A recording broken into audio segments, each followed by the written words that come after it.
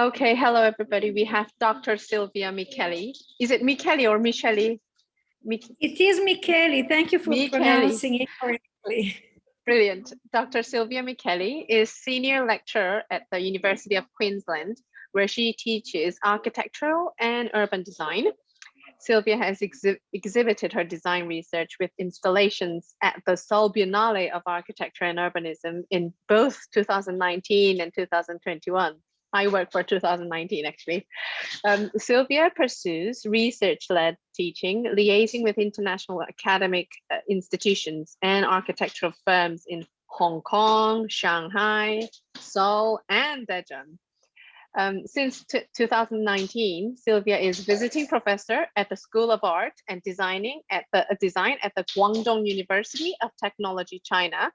Silvia's research investigates global architecture and cross-cultural exchanges in the 20th and 21st century architectural context, with a focus on the circulation of contemporary architectural ideas in the Asia-Pacific region.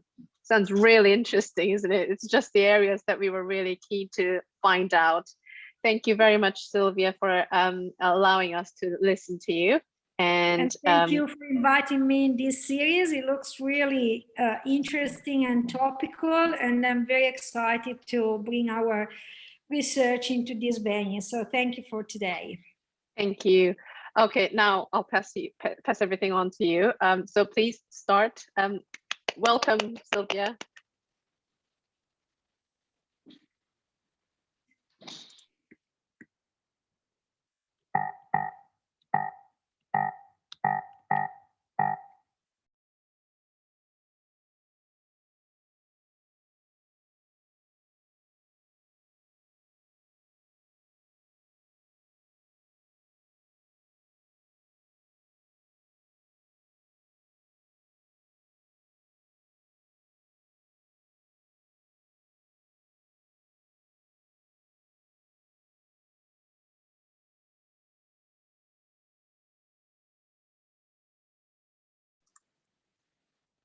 Silvia, you know that your microphone is off.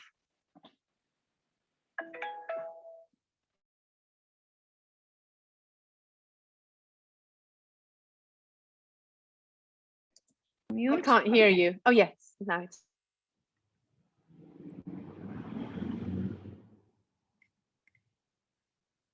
Okay, can you see my screen now? Excellent. So today, my contribution will focus on the domestic environment in relation to the pandemic. And the title of the presentation today is House from Consumption to Production in Brisbane. This is a research that I have led in collaboration with a group of students, researchers, and industry partners from the University of Queensland. We have started this research last year in the middle of the pandemic. And at the same time, I was contacted by the university, University of Melbourne, MIT, and precisely by John Doyle and Graham Christ to join a combined research on the productive city. And I found immediately interest in the context because I was studying the house as a productive environment. So I immediately joined the conversation in collaboration also with a Korean studio office Proud that Min-Sung knows very well. And we all applied together for an Australian-Korean Foundation grant that we obtained in, at the end of last year. And this grant has been used to set up a traveling exhibition that has been opened in Melbourne during the Melbourne Design Week in March, this March 2021. We'll travel to Brisbane in in a couple of months, or maybe even in August, and it will have its ending point in Korea. So we're very excited to, first of all, have this international collaboration, work with Korea again, which for us is a great partner, and also with the RMIT on this issue. Now, today, the name of the exhibition we have put together is called Making Tide, which explore the intensified contemporary city through the lens of manufacturing and production.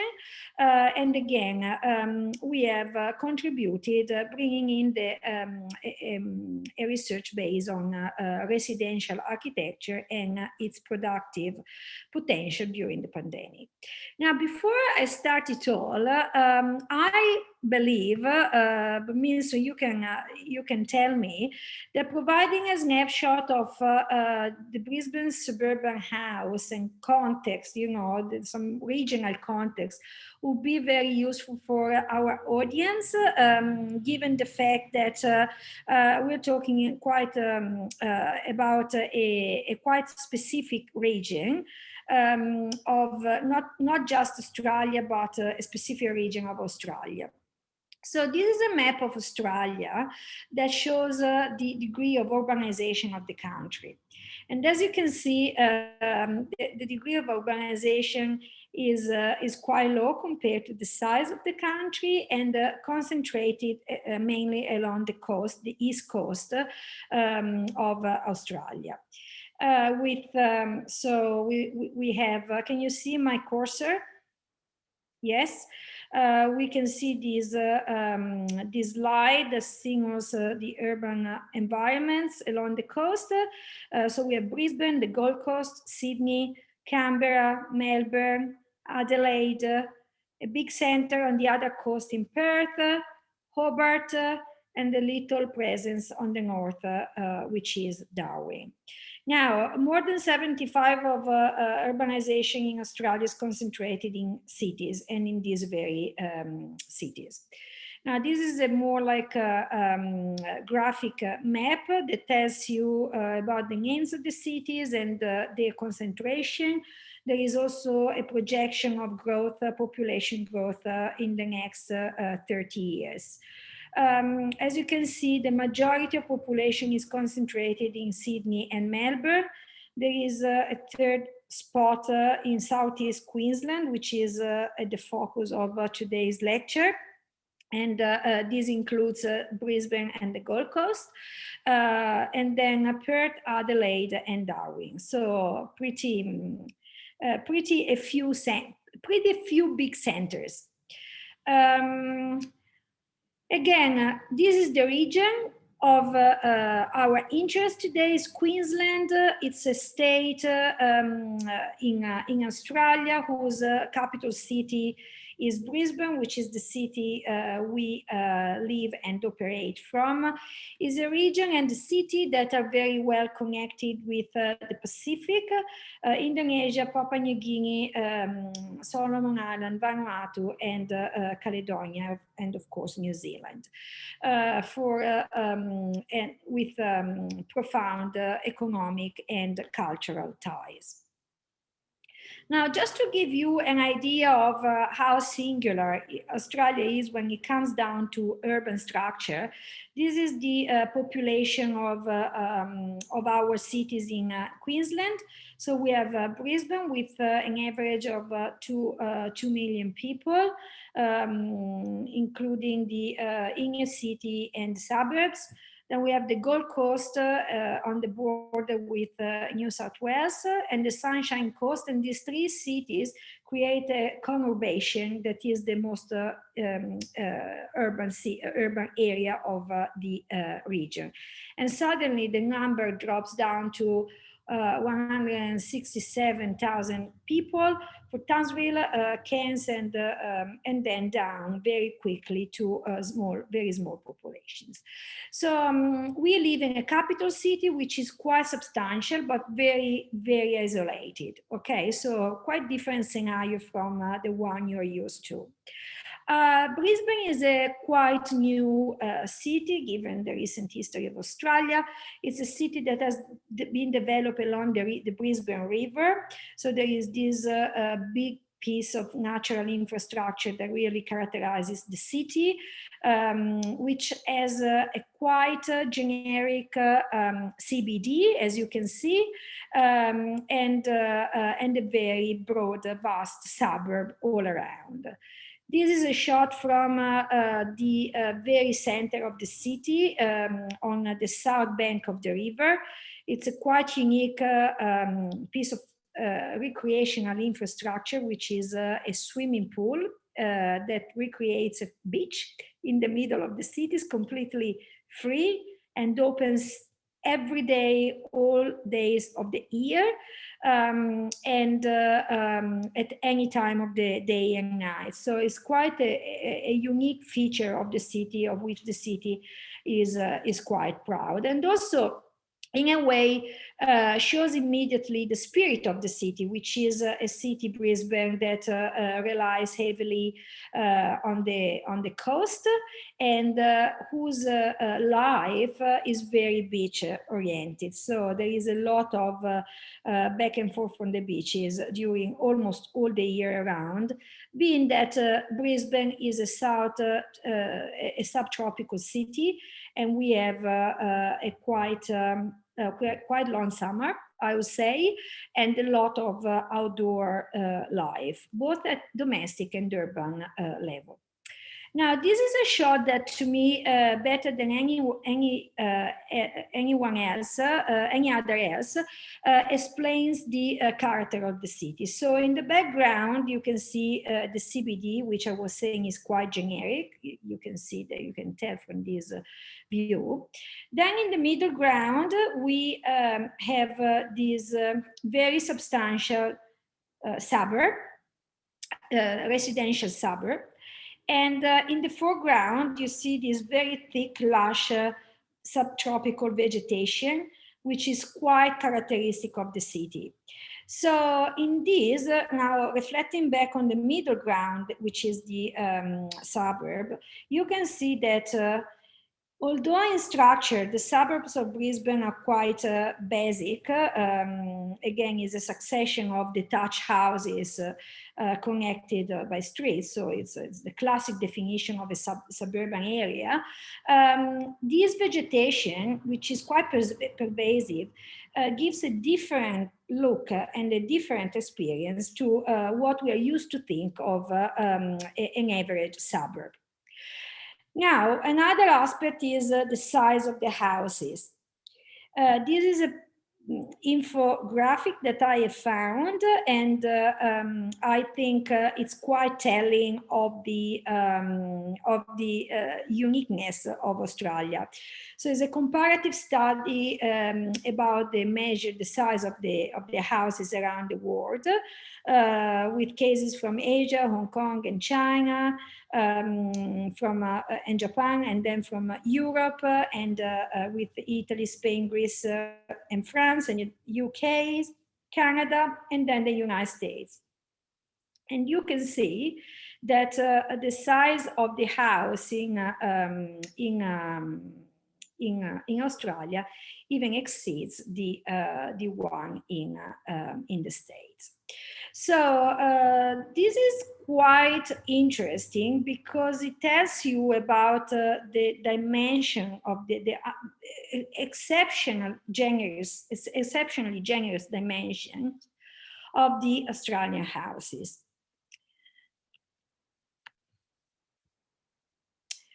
Here is a close-up of the suburban environment we were talking about, and you can see what I meant by the presence of lush vegetation.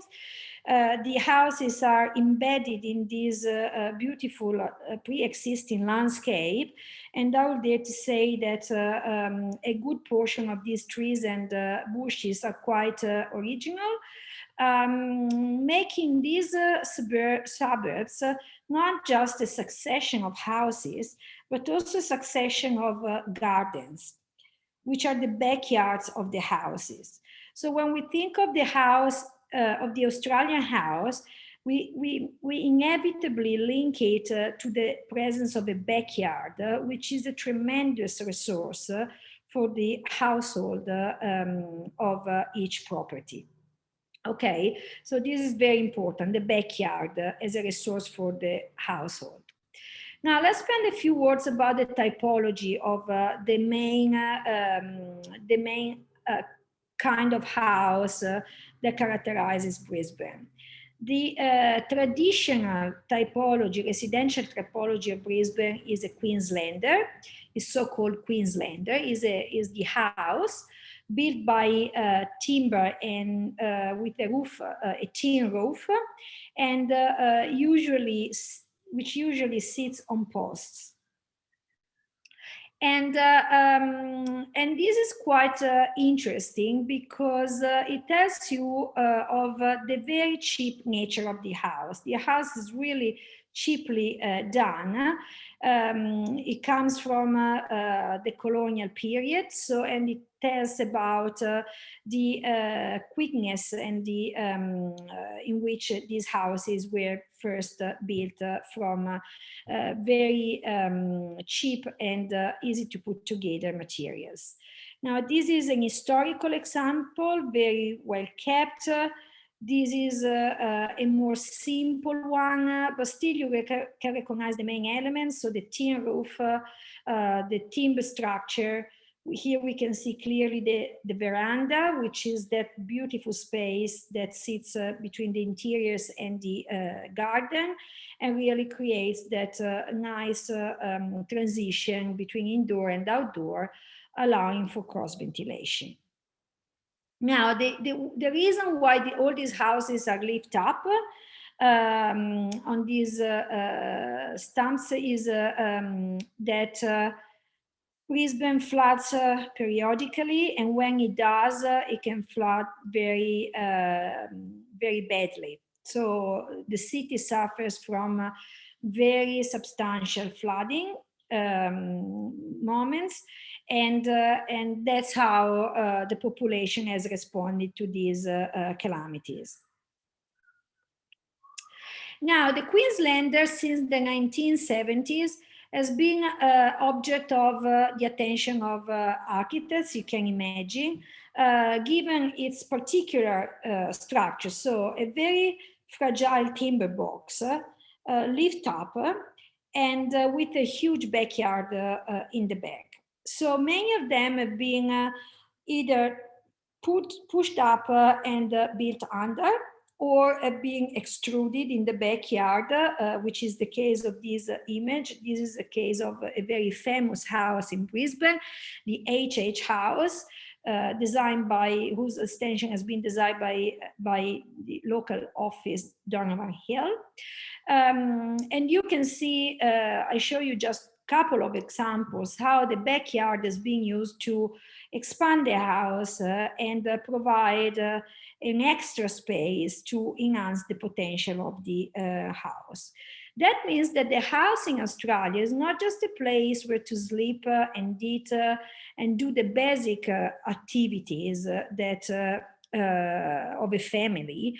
The house becomes also, especially in that part looking into the backyard, is a space for socialization.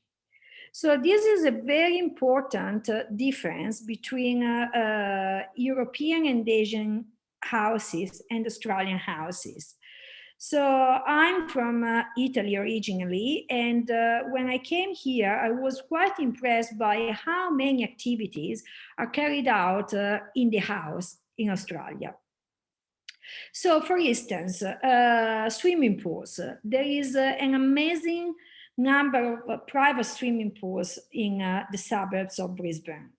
There are beautiful public swimming pools, of course, but there are the beaches that are, of course, all public, but there are also a lot of little private swimming pools that tells you of how there is a tendency in Brisbane to recreate a world inside the property, the private property, and so that the house becomes also a space for recreation and socialization.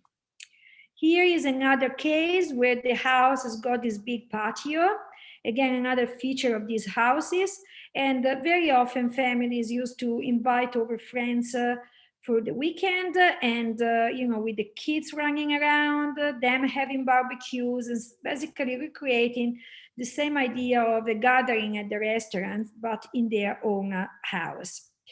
Again, another image that for me really tells about the flavor and the vibe of Brisbane houses. Remember that here is a quite hot weather for the majority of the year. So there is a lot of time spent outside. Here we are in a backyard. You can see there is absolutely the possibility to own dogs and pets. Another thing that is quite characteristic of the residential landscape of Brisbane is the line post, is the washing line, where here the majority of washing is hangs outside and dries in the sun. And then, of course, the mom and dad with their kids playing with water, all carried out in the backyard. So there is a lot of time spent at home. And that's why these houses are so big. Saturday morning is typical to wake up with the sound of grass cutting. There's plenty of people cutting their grass and maintaining their gardens. So this is just a preamble for you to chime in the kind of environment I'm speaking about, and also to understand a little bit about the typology of the house we are talking about, which is very specific, not to Australia, it's very specific to Queensland and Brisbane. And that's why the house is called Queenslander, because it's very regional. Okay, so like everybody though, last year in February, March, we have to deal with COVID-19. Despite the fact that Australia is quite isolated, and we had to stop our lives, like you know very well, and reformulate the way we lived. Now, again, in Australia, things went slightly different than from the rest of the world. I was in constant touch with my family in Italy, so I had this constant comparison between a highly affected country like Italy was. Italy was one of the first hotspots for COVID-19, whereas Australia was affected, but in a very minor or less intense way. Now, one of the things that happened is that the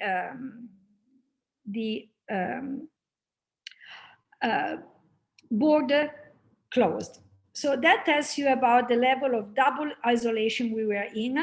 Not only the country closed down, but also Queensland, being a federal state, shut down the borders. So we were completely double packed in Queensland. And you can see here, there were checkpoints between the border, for instance, between Queensland and New South Wales.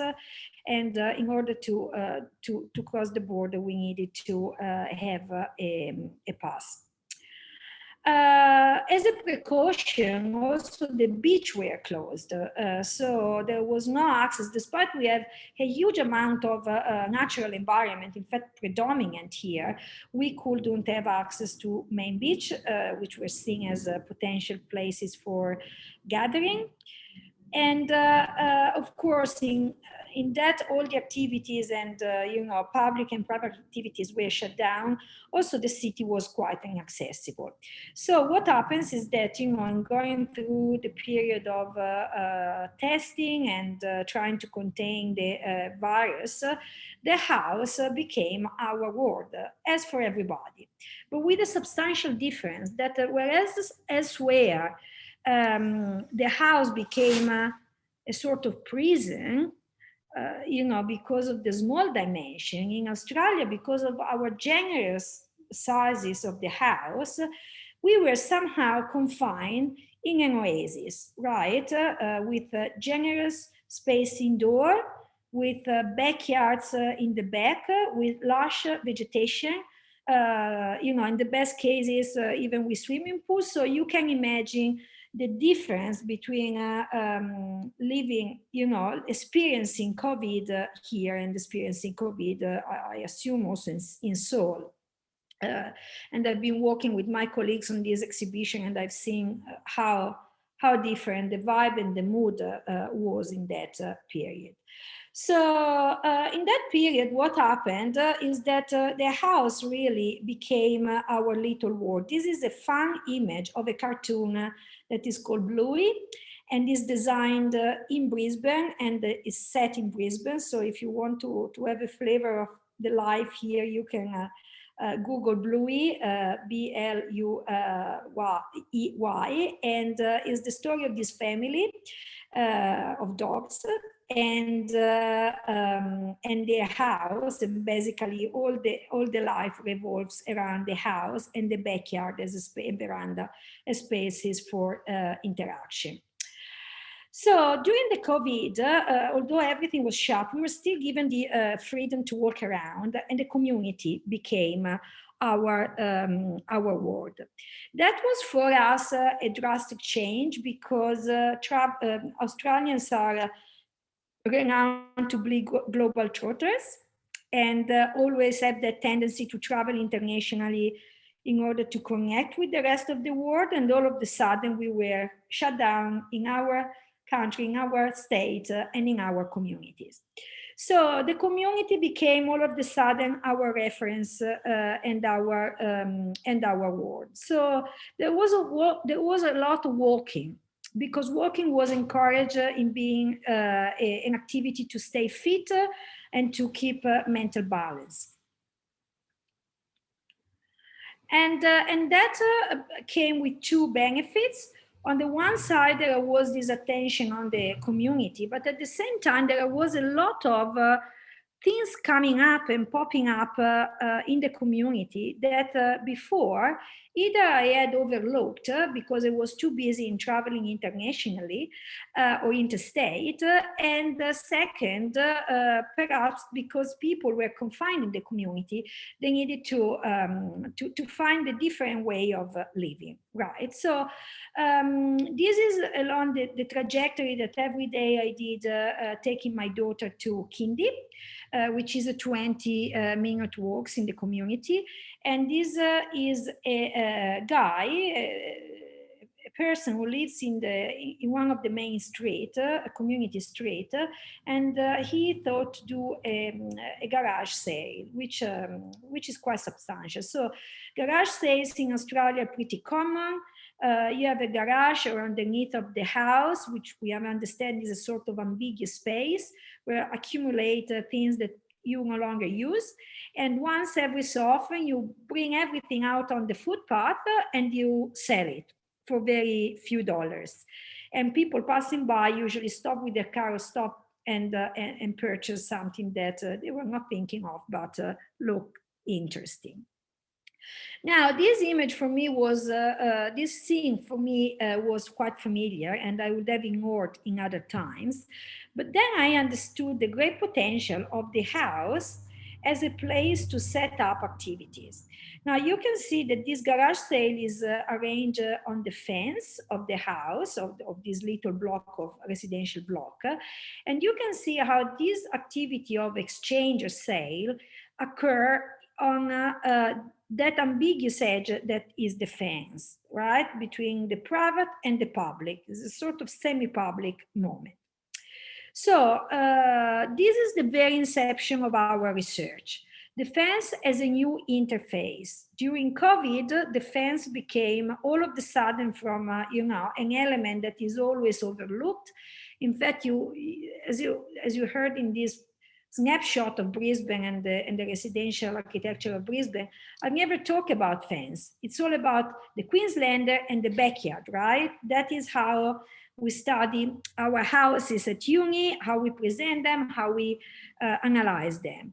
But during COVID, it jumped to my attention that the fence has a great potential, not only as a way to mark the property, not only as a way to create a difference between what is private and what is public, not act as a secure screen and a safety screen to keep the family private and safe, but it is also that very important role of creating a buffer between the public and the private, so that while still being safe, you can still talk or organize something over the fence. So this expression sort of clicked in my mind when I look at the garage sale, and they said, yes, over the fence. This is what's really going on in this period in Brisbane. Many people not leaving the property, so self-isolating, but still being able to chat over the fence, to pass things over the fence, a lot of passing of food over the fence during the lockdown. You know, things that probably they were around before COVID, but with COVID became absolutely intensified. Now, I'm going through a few other examples of what we witnessed in that period, and that has in the end stayed. But this time I'm going to show you a comparison of the picture and an analytical picture that we pass on Photoshop. So to understand that very quickly, as a team group, a research team, we started collecting all these examples and doing observational studies. So this is, for instance, a nursery, again, very close to the place where I live, and is beautifully set under this tree. And this guy used to put out his plants every Saturday during the market day. So people who go to the market to walk by and perhaps buy some plants that he would propagate. But during COVID, he put out his little shop every day, and from becoming something sporadic, it became a pretty settled shop that we have called the Vietnamese nursery, because it is run by a Vietnamese family that present this shop. You can see there is all you need. There is the desk, there is the signing, there is the box, the money box called the honesty box. So in a way, we have started contrasting the images and pulling out what it is produced in these houses, and then it is negotiated over the fence. So same thing went on with this house, where these guys enjoyed themselves setting up a little couch in the garden, in the backyard, setting up the little shop of used second-hand dress. And again, by photoshopping this, you can see what the house is separated to the activity of production and selling. Then from contrasting images in Photoshop, we pass and observing reality and recording it through the photographs. We passed all our information into drawings, ethnographic drawings. And so that's when it became even more clear that the fence was playing a very important role. Here we have a bike repair. This family decided, or this household decided to set up a bike repair.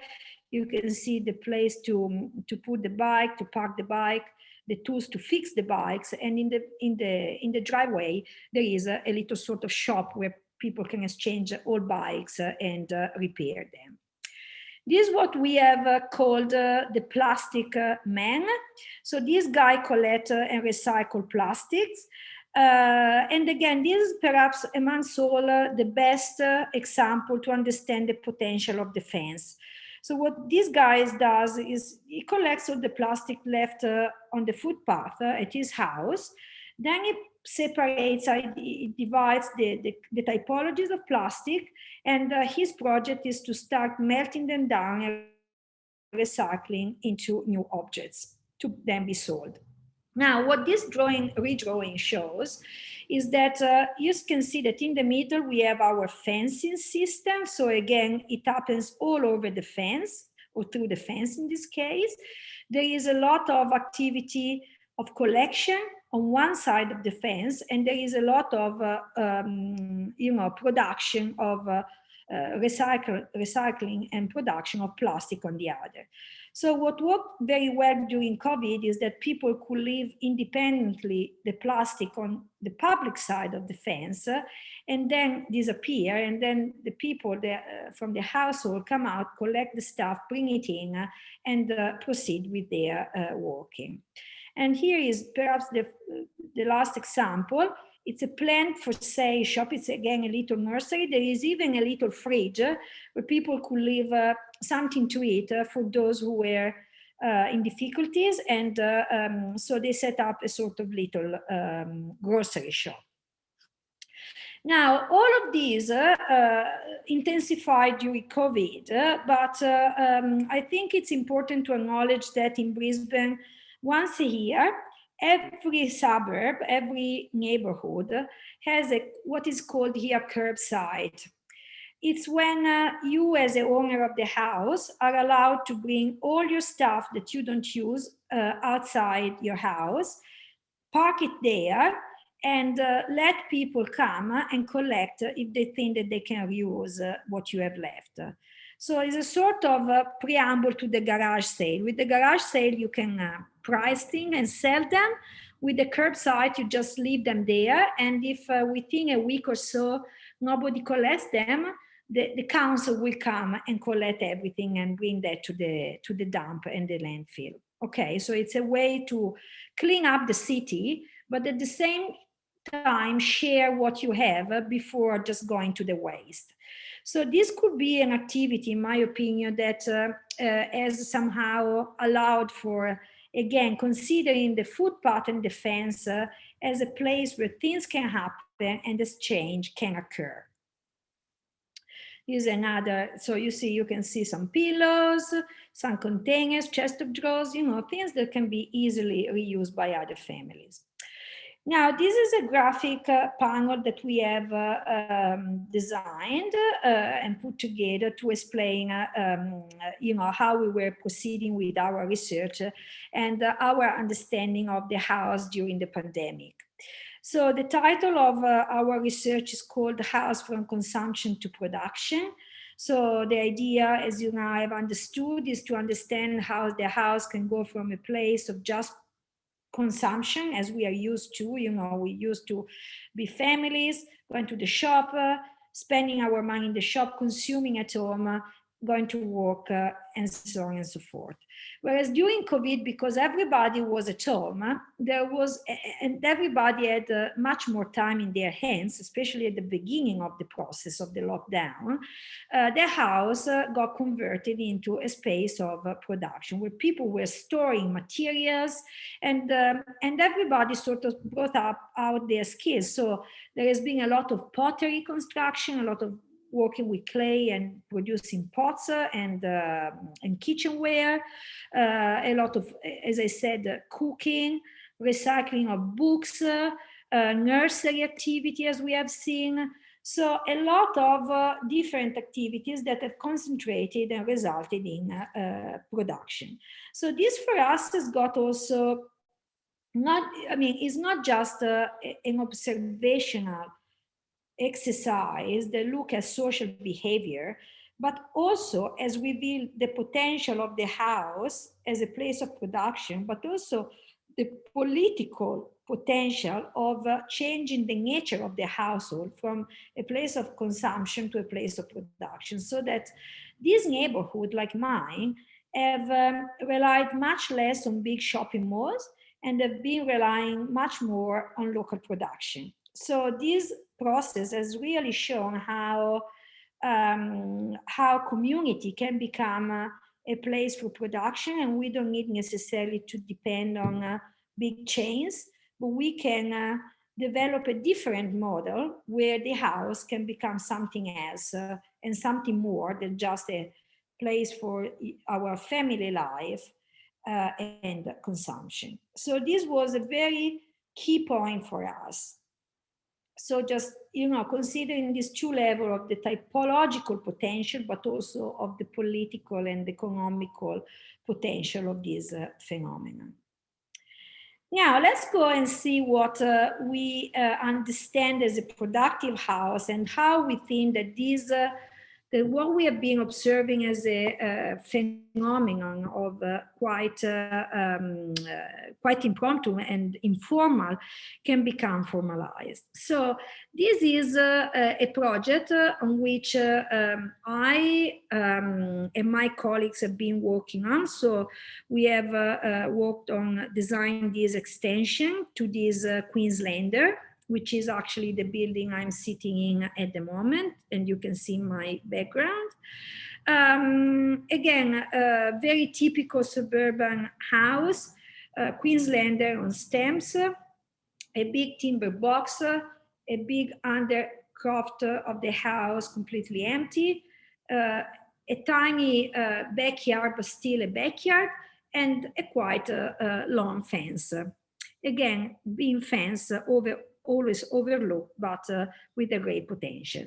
So when we were faced with the need of extending the house, we thought to build a detached extension so that this extension could not just work as a part of the house, so in residential terms, but could potentially become a workshop, a space, not prescribed, so a place potentially for production, and in fact, all the research that we have done, and I'm showing to you on behalf of my research team, has been carried out in this space during the lockdown. So when the university was quite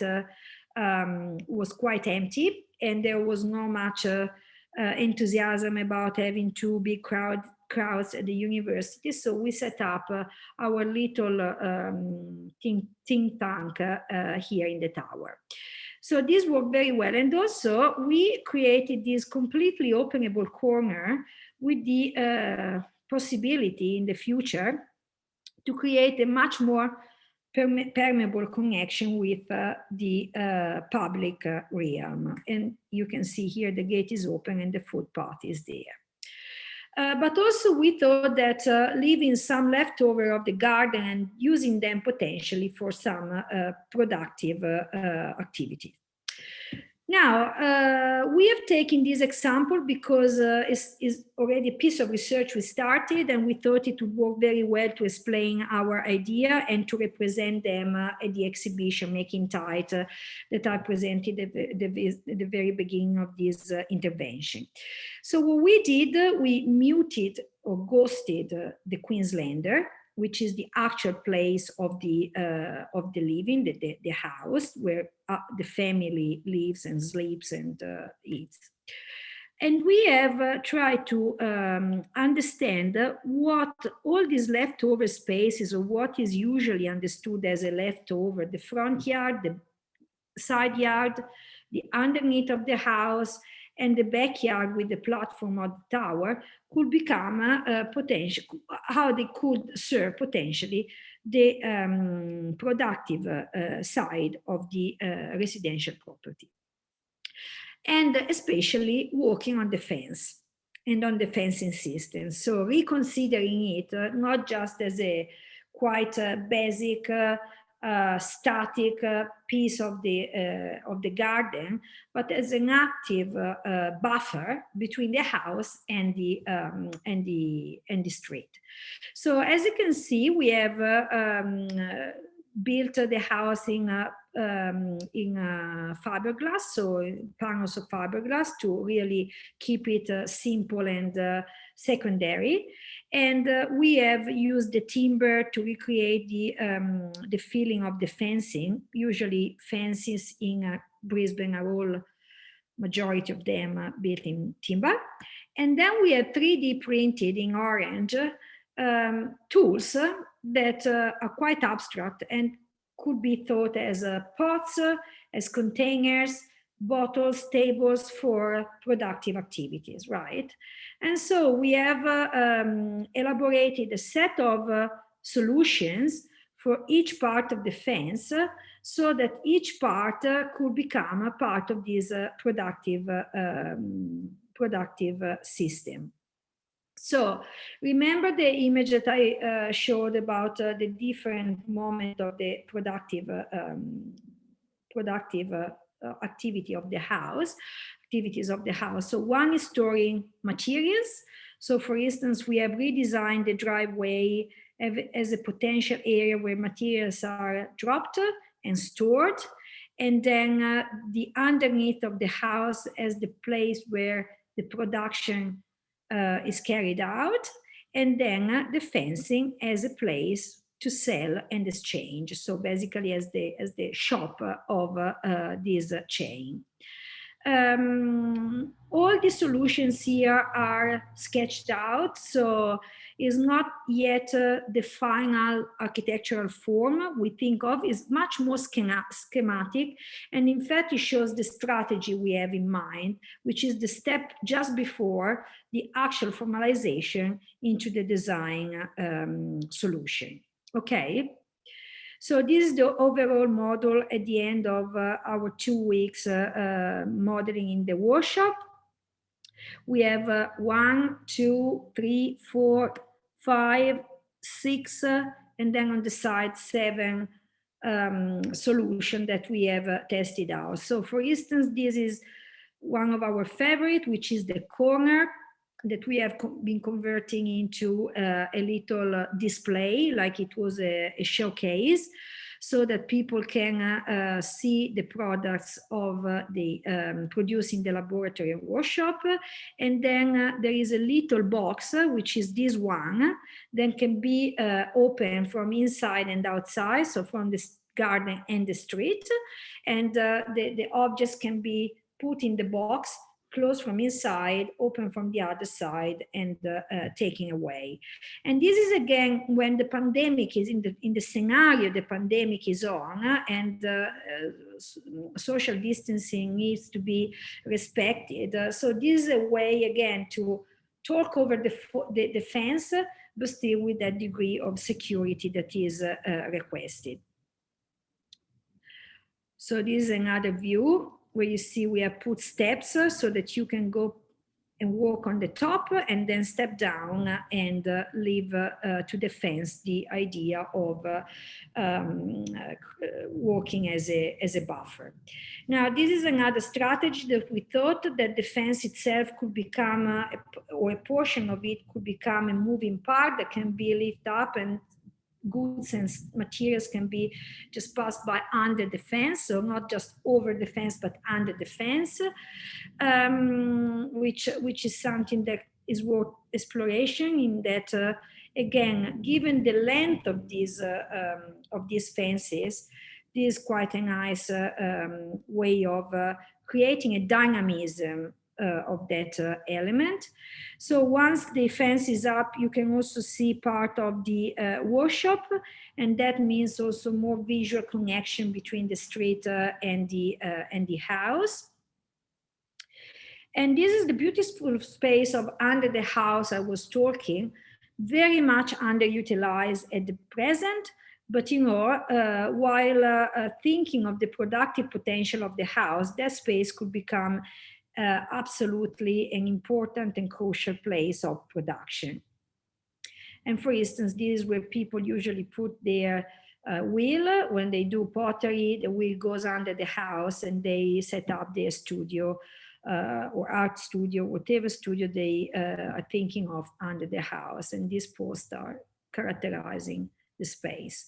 Now let's come back to the backyard with the tower. This is a facility that, as I said, was designed also to become potentially future-proofed, and so to become potentially a shop or a workshop. So another strategy could be opening the fence and connecting the footpath to the interior of the tower. again, creating a scenario that can be easily controlled at the end of the day, or in case of pandemic, the portion of fence can be closed and everything becomes divided. This is the very back on the other corner, and we thought to set up a hanging nursery where, there is a awning that comes over the footpath. And we thought that instead of putting tables on the footpath, we could use the top, hang plants, and then people through a ladder could grab the plants and leave. So again, using the fence in a very creative way. Again, it's a strategy. At the moment, there are not real forms and shapes, are more strategies to indicate how the fence can be used. And this is this very simple structure, very cheap, very temporary, doesn't have to be permanent, but still with a great potential for social interaction during the pandemic. So this is the side that gives on the other private property, and again, very quick and cheap ways of creating connections and occasions for exchange. Here is one of our students very happily presenting the final product. So this was our final, the final model that has been packed and shipped to Melbourne. And here it is at the RMIT exhibition gallery on its plinth in the exhibition Making Tight.